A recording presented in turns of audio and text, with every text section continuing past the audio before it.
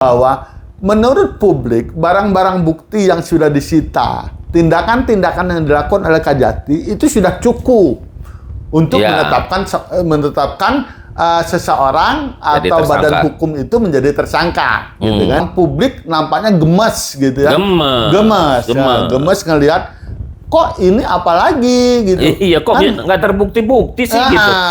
Nggak berkas lengkap enggak, atau SP3 misalnya enggak juga kan gitu. Nah, itu ya, untuk menetapkan seseorang itu menjadi tersangka, untuk menetapkan sebuah kerugian negara, itu harus dihitung betul berapa jumlah kerugian negaranya. Dan siapa yang menghitung kerugian negaranya itu. Dalam hal keuangan itu dihitung oleh BPK gitu.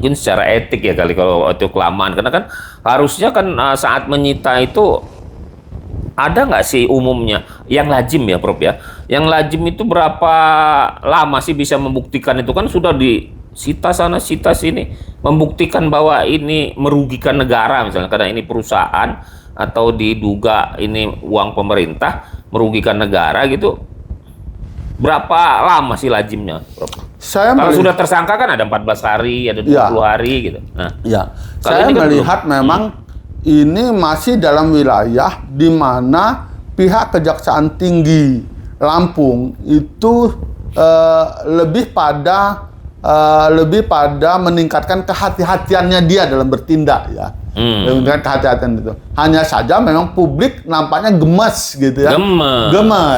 Gemes ngelihat kok ini apalagi gitu. Iya, kok nggak terbukti-bukti sih gitu.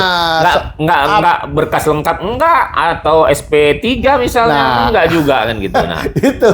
Jadi ini kan ada dua hal, istilah saya ada benturan kepentingan, dalam hal ini bukan benturan kepentingan dalam konteks yang jahat ya, bahwa ada opini publik melakukan penilaiannya sendiri, bahwa menurut publik barang-barang bukti yang sudah disita, tindakan-tindakan yang dilakukan oleh Kajati itu sudah cukup untuk menetapkan seseorang atau badan hukum itu menjadi tersangka, gitu kan? Badan hukum itu atau merugikan negara. Ya. Nah, itu menurut publik sudah cukup. Tapi menurut Kajati itu belum cukup. Itu bisa saja begitu.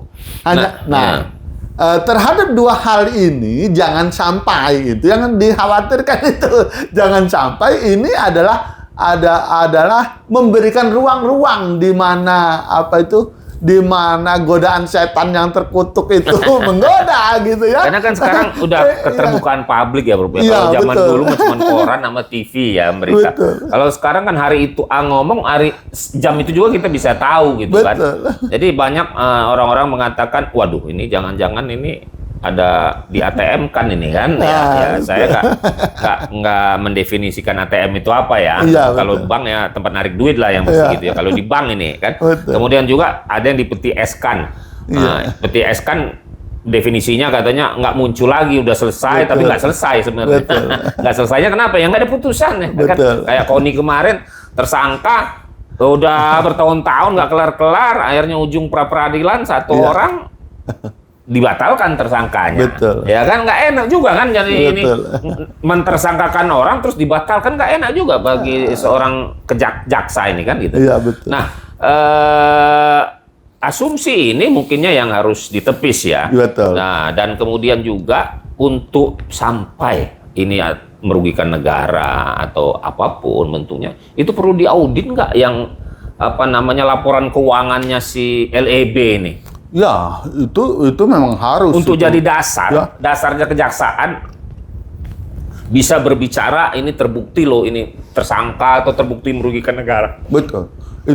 Itu harus, tidak bisa tidak. Aparat penegak hukum sekarang sudah tidak bisa lagi menggunakan kewenangannya seperti masa-masa lalu ya. Gitu, tangkap dulu baru nanti dibuktikan gitu ya. Nah, sekarang ini di zaman Gen Z, di zaman